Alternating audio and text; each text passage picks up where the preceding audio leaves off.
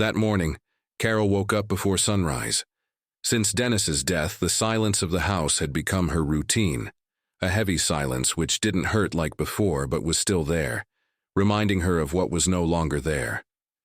The smell of freshly brewed coffee mingled with the faint aroma of oil and metal coming from the garage, that small sanctuary her husband had cared for more than 4 decades. There slept his 1967 Shelby GT500, the jewel that Dennis had restored little by little, with the patience of a craftsman and the love of a companion. Carol would run her hand over the hood, as if she could feel him in doing so, and sometimes she would even speak to him, in a low voice, telling him simple things about the day, the weather, the price of bread, the name of a new neighbor. It was her way of not losing him completely. But that morning, something felt different.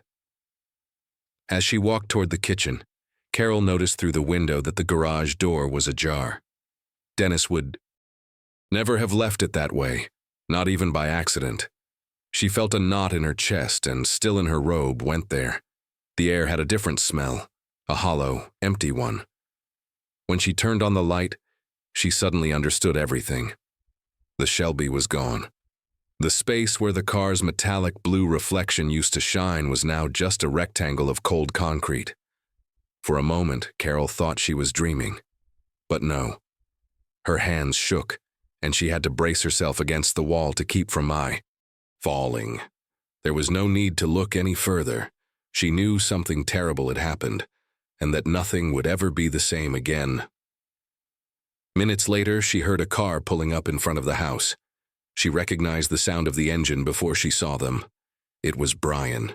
Her son got out of the car with his head down, and behind him appeared Vanessa, impeccable as always, with that air of calculated elegance that had never fully inspired Carol's confidence. Brian avoided looking at her. When he finally spoke, his voice was choked.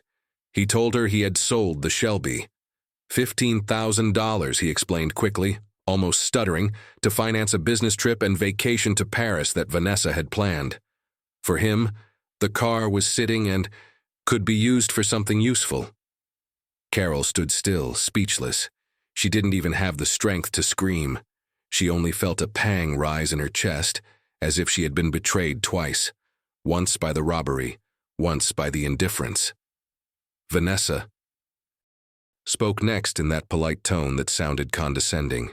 She said there was no point in exaggerating, that Dennis would have wanted the money to go toward something. Carol didn't answer. She just looked at her. Inside her, something completely snapped. It wasn't the car itself. It was what it represented. Every piece of that Shelby had been assembled with love, with effort, with history. Dennis had promised, "When I retire, I'll teach you how to drive it, and we'll travel together across the country." That promise had turned to dust. Brian, uncomfortable, briefly hugged his mother and left. Carol was left alone in the garage door, staring at the empty space with a mixture of anger and sadness that she didn't know how to contain. A few hours passed in which Carol did nothing but pace around the house aimlessly. She couldn't concentrate on anything, not even praying. That's when the phone rang, and a man's voice, kind but urgent, asked her to come to his dealership.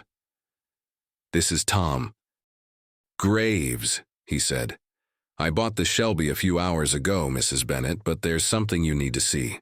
Something your husband left inside." Carol felt a chill. She didn't understand how anyone could know Dennis had left something behind, or why that man spoke with such certainty. She hesitated for a few seconds, but curiosity and an impulse stronger than fear made her grab the keys and head out. Driving there was like driving through a thick fog, with every stoplight reminding her that the car was no longer in her garage. When she arrived, Tom greeted her with respect and a certain solemnity. He showed her the immaculate Shelby parked inside the store. "Your husband helped me open this business 2 years ago," he explained, "and he asked me for a favor to install a secret compartment in the keypad in case you ever needed to know the truth." Carol looked at him blankly. Tom opened the keypad, and inside there was a yellowish envelope, a folder, and a small key. On the envelope in firm handwriting it said, To Carol when I'm gone. Reading her name made her legs tremble. Tom discreetly stepped away, leaving her alone. She opened the envelope carefully, as if she might tear something more than the paper. Inside, she found a letter that began with a sentence that took her breath away. "If you're reading this, my love, it's because I suspected something I couldn't ignore." The letter continued with a calmness that contrasted with the trembling of Carol's hands. Dennis told her that for the last 18 months of her life he had been secretly investigating Vanessa.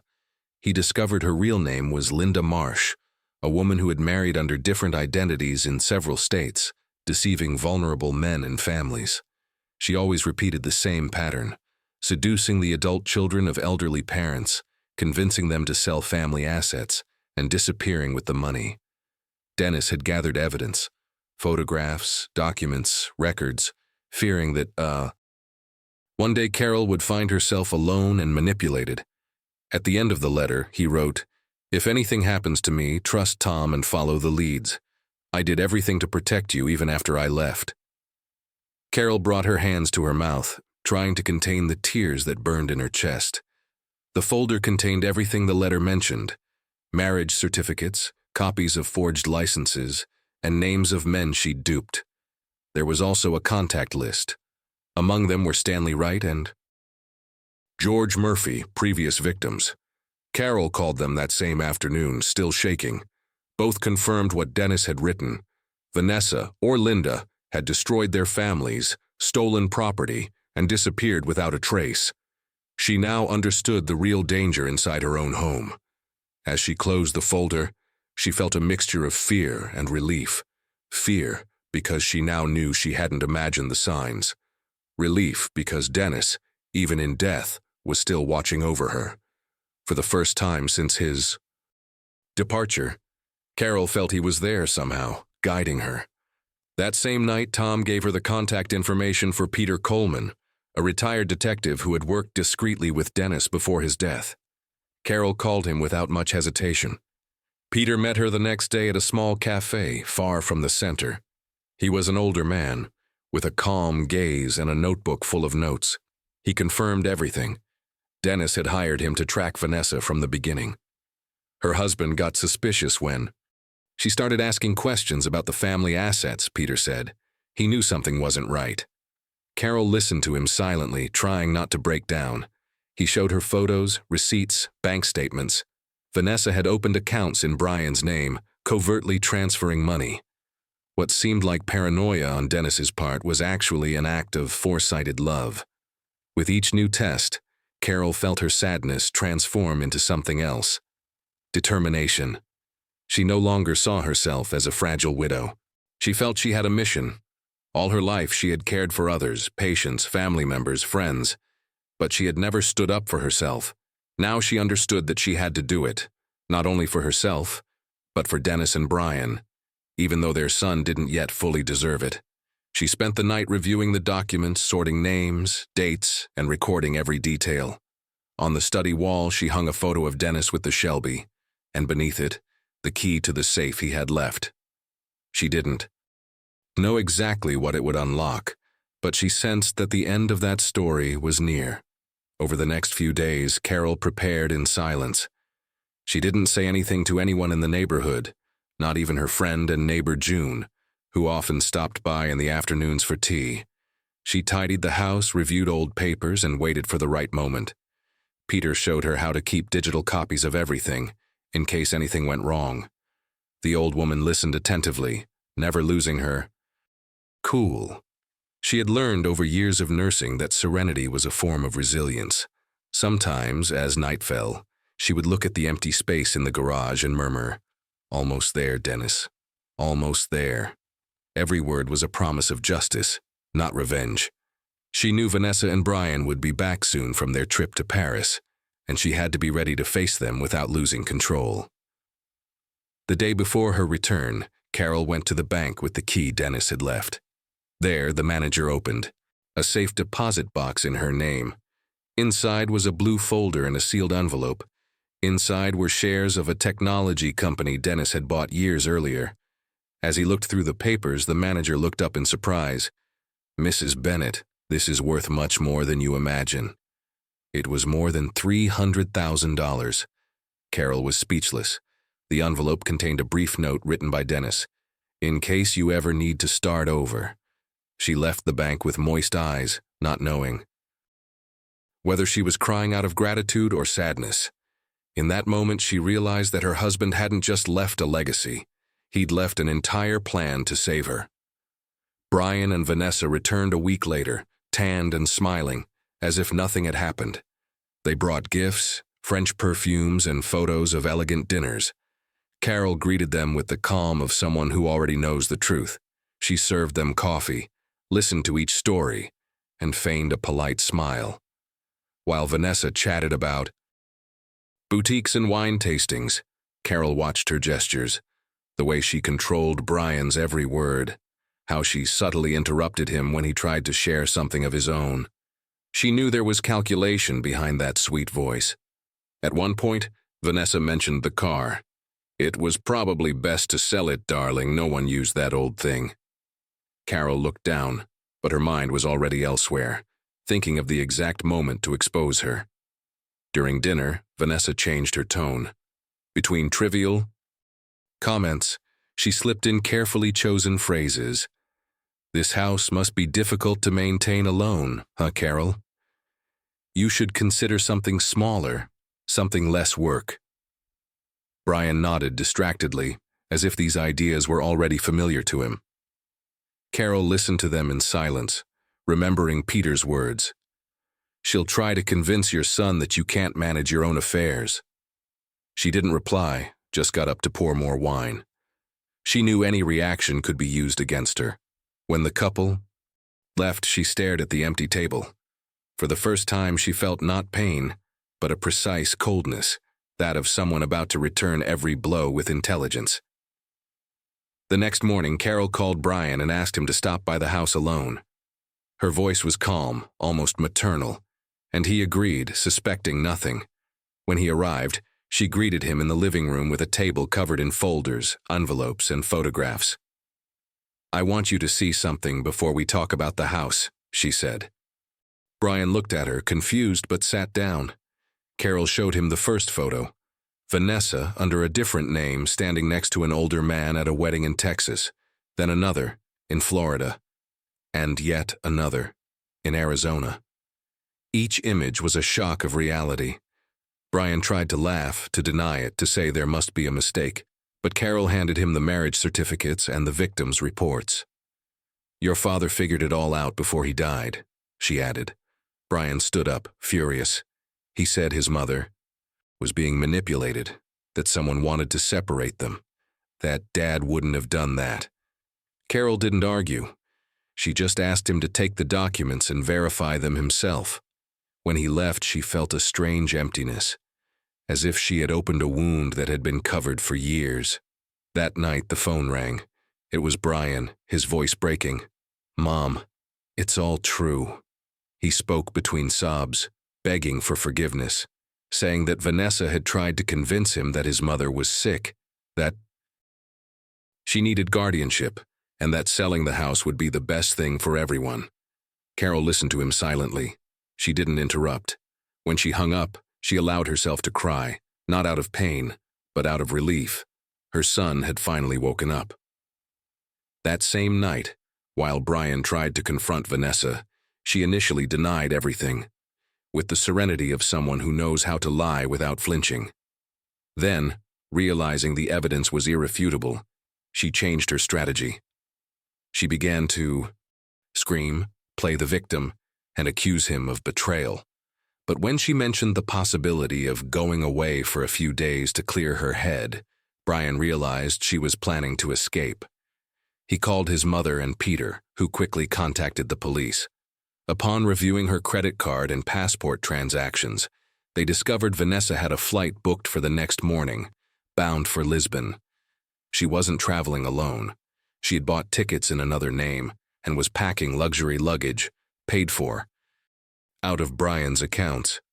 She was detained at the airport just before boarding, with 3 suitcases full of cash, fake passports, and a laptop full of fraud documents from several states. Images of her arrest aired on the local news that same afternoon. Carol watched it silently, with the television on low volume while holding Dennis's letter in her hands. She felt no joy, no revenge, only a profound calm. It was as if she could finally breathe without fear. Brian arrived shortly after. Devastated, he apologized again and again, repeating that he didn't understand how he could have been so blind. Carol hugged him with silent tenderness. She didn't say, "I told you so." She didn't reproach him. She knew that her son's true punishment would be to bear his guilt. For the next few days, Brian stayed at his mother's house. He slept little, barely ate, and spent hours looking at photos of the garage, Dennis's trophies, and old tools that still smelled of oil. One afternoon he found, inside a cardboard box, the notebook his father used to document the Shelby's restoration process. Each page was written precisely, dates, parts, costs, but also small phrases like, "Brian welded this with me today," or "Carol brought me my coffee. It was raining outside." Reading it, Brian burst into tears, not because of the car, but because of everything he had overlooked while his father was alive. Carol watched from the doorway, feeling the wound, though deep, beginning to heal. And if you're reading this far, you probably also believe that no one should have to discover the truth this way. Stories like Carol's don't make the news, but they exist, in quiet neighborhoods, in seemingly normal families, in silences that hide more than they reveal. Tell me where you're watching this from and share this story, so more people learn that intuition can also save. Sometimes what you feel doesn't fit is the first clue of something much bigger. A couple of months later, when everything seemed to have calmed down, Carol received an unexpected call. It was Tom Graves. He said he wanted to stop by her house. He had something to return to her. That afternoon, the sound of a familiar engine broke the stillness of the neighborhood. Peeking out the window, Carol saw the blue Shelby parked in front of the garage. The same metallic gleam, the same unmistakable presence. Tom got out of the car and approached with a discreet smile. "Dennis built this for you, not me," he said simply, handing her the keys. Carol felt a lump in her throat. She didn't know whether to hug him or cry. The air smelled of gasoline, of memory, of closure. For the first time in a long time, the emptiness of the garage was going to be filled with something more than nostalgia. With Brian's help, they pushed the car inside and covered it with the old tarp Dennis used to use. It was an almost sacred moment. Neither of them spoke. Carol caressed the steering wheel, imagining her husband's hands on it, the same ones that had once promised to teach her how to drive. That evening, Brian prepared dinner. There were no more tense conversations or evasive glances. They spoke infrequently, but sincerely. When they finished, Carol showed him the bank file and explained that Dennis had secured their future. "Not for the money, son, but so you'll remember he always thought of you." Brian cried again, this time with gratitude, and promised he would never let anyone hurt her again. Over the next few weeks, Carol and Brian transformed the routine into something new. The mornings, once so quiet, were now filled with the sound of the Shelby starting up. He patiently taught her how to release the clutch, when to shift gears, how to listen to the engine instead of looking at the speedometer. Each lesson ended with laughter and memories of Dennis. Carol was surprised at how quickly fear turned to confidence. Sometimes, while driving along the wide streets of the neighborhood, she saw the car's reflection in the storefronts and told herself that somehow Dennis was there, sitting beside her, accompanying her on this new beginning he had silently planned. The Shelby stopped being a symbol of loss and became a bridge between what had been and what remained. Brian began repairing the missing details: the seat upholstery, a scratch in the paint, the rearview mirror Dennis had never finished adjusting. Carol helped him, holding the tools and offering coffee, as she had for so many years. The garage, once a place of pain, was filled with life again. One afternoon, while Brian was checking the engine, Carol said to him, "Your father would be proud." He smiled without responding, but there was peace in his eyes. For the first time, they both knew the past had found its place. As the months passed, Carol became a different presence for those who knew her. No longer the silent widow who avoided conversations about the past, she was a serene woman with a steady gaze and renewed energy. She returned to church on Sundays, reconnected with her former nursing colleagues, and began helping out at a community center for seniors. Many asked her how she had managed to recover so well, and she would reply with a brief smile, "I had a good teacher." No one imagined the story behind that phrase. At night, she continued to write small notes in Dennis's notebook, adding her own lines, as if they now shared the same diary. One spring afternoon, while tidying the yard, Carol saw Brian arrive with a toolbox and a bouquet of flowers. "I thought the Shelby deserved an oil change, and you, some color," he said. They spent the day together, laughing and in comfortable silence. The gleaming car seemed to watch them, a witness to the reconciliation Dennis had imagined without being able to see it. As night fell, they sat on the porch, in the warm air and the distant sound of crickets. Carol rested her head on her son's shoulder and murmured, "I never thought the end of a story could feel like this, so peaceful." Brian didn't respond. He simply took her hand. In that gesture was everything they had lost and regained. The day they decided to take their first short trip in the Shelby, Carol woke up with a mixture of nerves and excitement. They had planned to drive to the lake where they used to picnic when Brian was a boy. The sky was clear, and the air smelled of freshly cut grass. Before leaving, she placed a picture of Dennis on the dashboard, right next to the speedometer. "So you don't miss the ride," she said with a gentle smile. Brian started the engine and the roar filled the garage. Carol felt goosebumps rise on her skin. As they pulled out onto Main Street, she realized she wasn't saying goodbye to the past, but learning to live with it, to let it accompany her without hurting.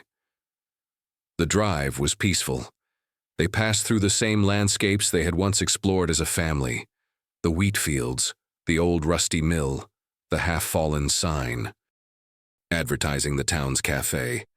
Every detail stirred a memory, but none of it made her cry. When they reached the lake, they parked under an oak tree and got out with a blanket and a thermos of coffee. Carol stared at the car's reflection in the water, her eyes shining, and said, "This sound, this wind, it's like he's here."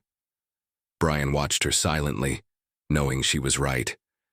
At that moment, he understood that it wasn't about replacing the absence, but about transforming it into something that would keep them together.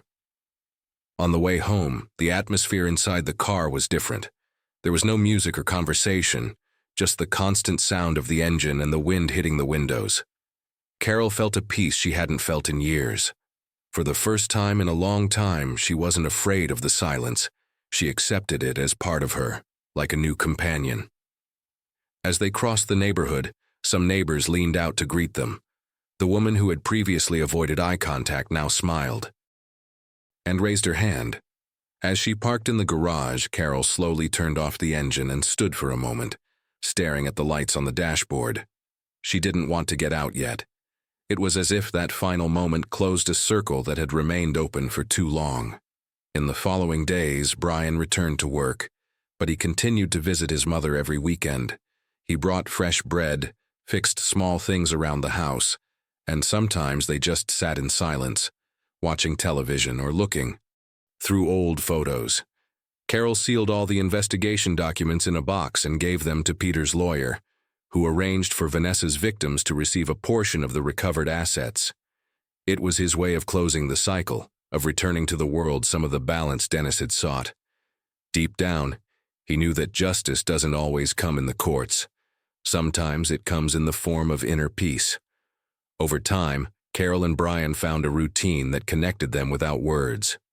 Saturday mornings became their ritual, cleaning the car, making coffee, and talking about simple things, the weather, the neighborhood, their new neighbors. Carol had learned to enjoy these light conversations because she understood that not all bonds needed grand gestures to heal. Sometimes, while Brian worked under the hood, she would stare at the gleam of the Shelby and think that her life was like that metal. It had endured knocks, rust, time, but it still reflected light. One afternoon, Brian showed her a folder with plans for a small restoration shop he wanted to open. "I thought about calling it Bennett Motors, as a tribute to Dad," he said with a nervous smile. Carol felt a deep sense of pride, the kind that needs no words. She encouraged him, helped him with the paperwork, and even helped him clean the space he'd managed to rent. Watching him get back on track was like seeing a younger version of Dennis, with the same mannerisms, the same passion for fixing what was broken. For Carol, this project wasn't just a business, it was a sign that, despite everything, her family was still alive.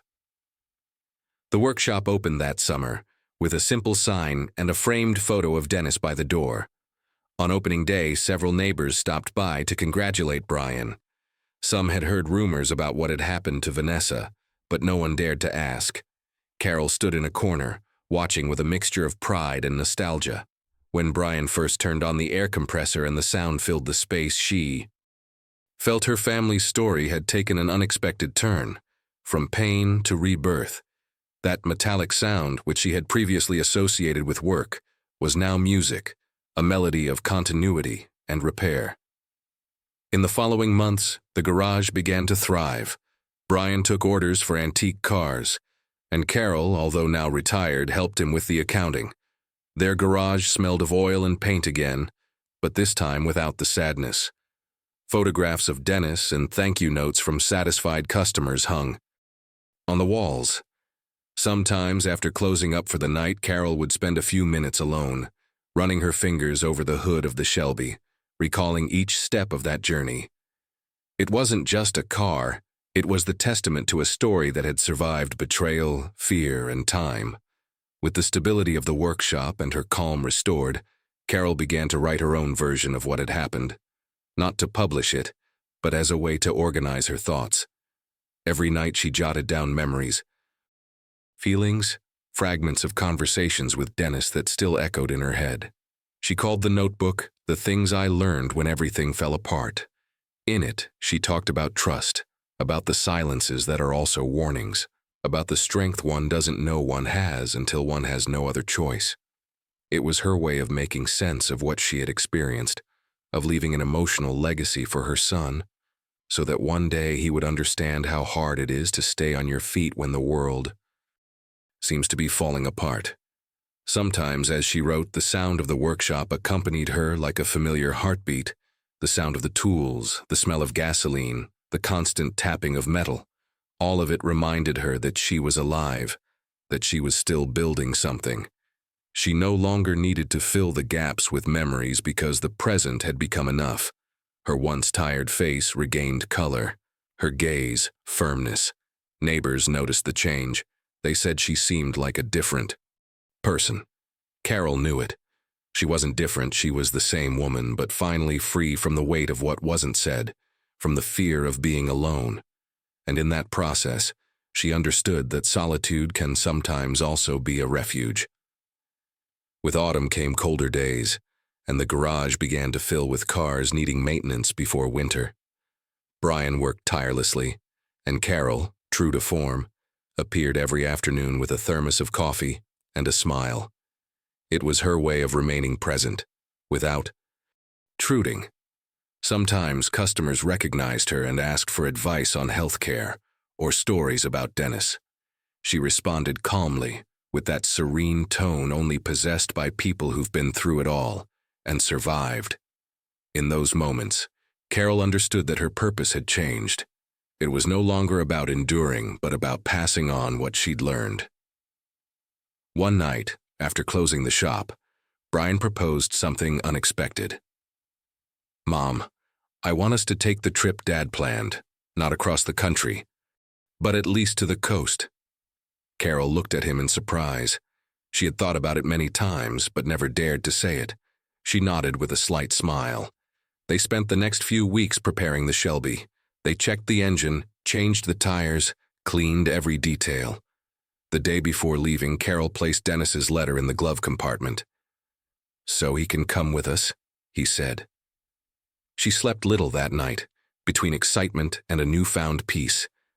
That of someone who knows that, even if someone's body is gone, their love still marks the way. The dawn of the trip was bright and peaceful. Carol made a quick breakfast, left a note on the table, a habit Dennis had before leaving for work, and got into the Shelby wearing a blue scarf that had been his. Brian drove at first, but after a few miles, he handed her the wheel. "Your turn, Mom," he said, smiling. She took the steering wheel with a slight tremble in her hands, took a deep breath, and turned the key. The engine roared with the same force it had years before. With each mile, the landscape changed. Hills, farms, tiny towns that seemed frozen in time. Carol felt the cold morning air cleanse her from the inside, as if each breath erased a little more of the pain she had carried for so long. During the drive, they spoke little, but every silence was full of meaning. They passed a field of sunflowers, and Carol remembered an old trip with Dennis, when they were still young and dreamed of traveling the country. She smiled. Not sadly.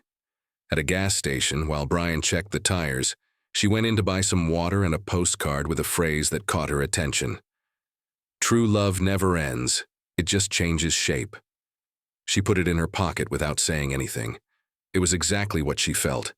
That idea, simple, almost obvious, summed up her entire story. Because even though life had beaten her down, there she was, driving toward the horizon with the legacy of the man who had loved her well. They reached the coast in the late afternoon. The sky had an orange hue that reflected off the calm sea. Carol stopped the car near the cliff, where the sound of the waves crashed against the rocks and the air smelled of salt. They stood there, without speaking, just staring at the horizon. She opened the glove compartment, took out Dennis's letter, and held it in her hands. "We made it, love," she whispered. Brian approached and hugged her. They remained like that for a long time, until the sun disappeared completely. In that shared silence, Carol understood that the morning was finally over. Not because she had forgotten, but because it no longer hurt to remember. That night they stayed at a small inn by the road. From the window, Carol could see the Shelby parked in the streetlight. It seemed impossible that it all started with the loss of that car. She closed her eyes and mentally replayed each step. The betrayal, the letter, the investigation, the truth, the reconciliation. It was like a movie, finally. Reaching its final scene, but without drama, only with gratitude. She realized that Dennis had left behind not only evidence and money, but an emotional roadmap to finding peace again. Silently, she thanked him for his foresight, his patient love, and the way, even in his absence, he had managed to reunite them. At dawn, Carol went out alone for a walk along the beach. She carried her shoes in her hand, and the wind tangled her hair. Every step on the wet sand reminded her that she still had life ahead of her. She sat on a rock and gazed toward the horizon, thinking about how love can continue to guide even when all seems lost. She closed her eyes and listened to the sound of the sea, the same sound that had accompanied so many conversations with Dennis about the future. But this time she didn't feel melancholy. She felt freedom. It was as if the sea was giving back to her every part of herself she had given away over the past few months. When she returned to the inn, Brian was waiting for her with coffee and a calm smile. "Did you sleep well?" he asked. "Yes, for the first time in a long time," she replied. They spent the morning strolling through the village, buying simple souvenirs and laughing over small things. At one point, Brian suggested framing the postcard she had bought the day before. "To hang in the workshop," he said. Carol accepted, knowing that this symbolic gesture would be the perfect way to bring things full circle. When they returned, they placed the postcard on the counter next to Dennis's photo. In cursive, it read, "True love never ends, it only changes shape." The drive back was silent, but not difficult. Carol gazed out the window as the road stretched like an endless ribbon, each mile seeming a step further from the past. By the time they reached the neighborhood, dusk was coating the houses in a golden light. They parked the Shelby in the garage and sat in the car for a moment, listening to the engine die down. Carol thought that The once painful sound was now a gentle closure. She got out of the car and took a deep breath. The house no longer felt empty. It had history. It had purpose. As Brian put the suitcases away, she stroked the doorframe and said softly, "Thank you, Dennis, for not leaving me alone even after you left." In the following days, everything returned to normal. Carol resumed her routines, but no longer with the feeling of filling a void. Every corner of the house seemed to have new energy. The garage sparkled with life, and the flowers in the garden, which she had previously barely tended, bloomed as if they understood that winter was over. One afternoon, looking out the window, she saw Brian helping a neighborhood teenager change a tire. She smiled. Dennis would have done the same. In that moment, she understood that her legacy wasn't just in the car or in the money, but in the everyday acts of kindness that had returned to their lives without anyone planning them. One night, Carol stayed, up later than usual. On the dining room table were the notes she had written over the past few months. She read them one by one, and on each page she found a different version of herself.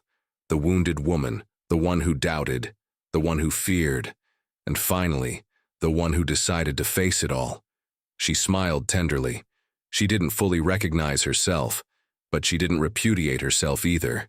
She had learned that pain isn't overcome, it's transformed. She closed the notebook, turned off the light, and went to the garage. There, under a dim lamp, rested the Shelby. She ran her hand over the hood and whispered, "Now we're at peace." The metal was still warm, as if the car breathed with her. If you've made it this far, you probably believe, like Carol, that true love isn't erased, it just transforms into something else. Strength, calm, memory. Tell me where you're viewing this story from, and share it with someone who needs to hear that time doesn't destroy what was once true. Sometimes all it takes is a gesture, a letter, or a restarted engine to remind us that life always finds a way to go on. The years passed, and although Carol's gray hair became more visible and the passage of time reflected on her skin, her gaze retained the same light it had when she first climbed into the Shelby. Every anniversary of Dennis's death, she and Brian made the same trip to the coast. They didn't need words.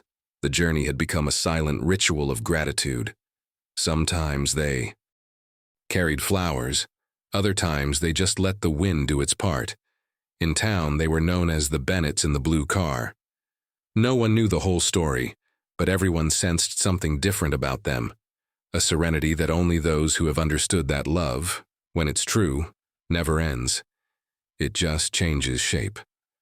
That night, returning from her last trip, Carol paused outside the garage before going inside. She looked at the Shelby in the dim light and smiled. There was no sadness in that image, only fulfillment. Inside the car, the key ring Dennis had used for decades still hung, bearing a small, almost faded inscription, "To the end of the road." Carol closed her eyes and felt that somehow that end had already come. Not one of loss, but of purpose fulfilled. She walked steadily up the stairs, took a deep breath, and reflected that life, even with all its goodbyes, always offers another way to begin again.